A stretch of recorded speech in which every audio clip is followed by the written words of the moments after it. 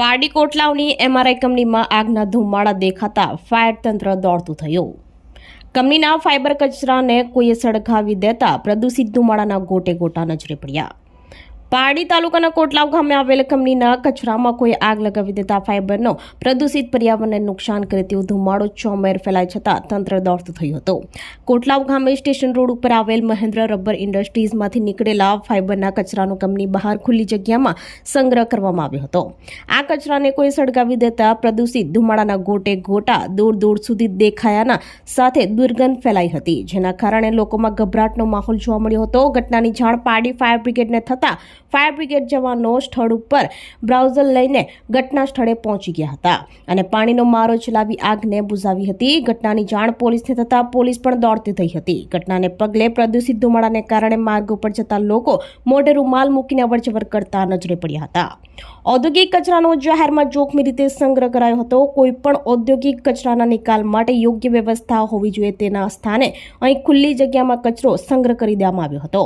પર્યાવરણને નુકસાનકારક કહી શકાય તેવી આ બાબત અંગે યોગ્ય તપાસ થાય તે જરૂરી છે। જોકે કંપનીમાં આજરોજ કામદારોની રજા હોવાથી મોટી દુર્ઘટના બનતા ટળી હોવાનું જાણવા મળ્યું હતું।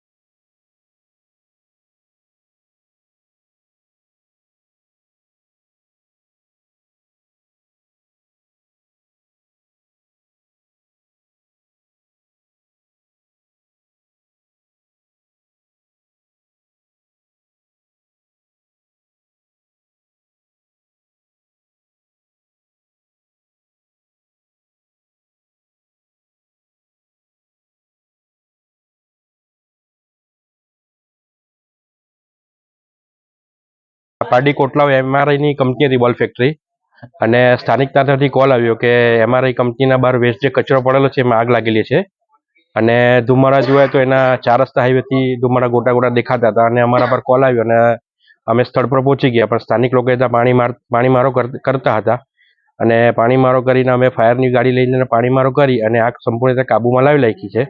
હવે ખાલી આ જરાક થોડું કુલિંગ ને ધુમાડો છે એ બંધ કરવાનું બાકી છે। હવે હવે કચરો કઈ સળગાવેલો છે એવું કઈ વાત એ લોકો કરતા છે, પછી હજુ જાણવામાં આવ્યું નથી।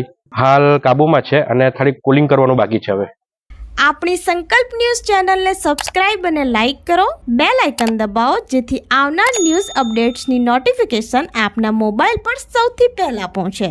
Like, subscribe and share the video.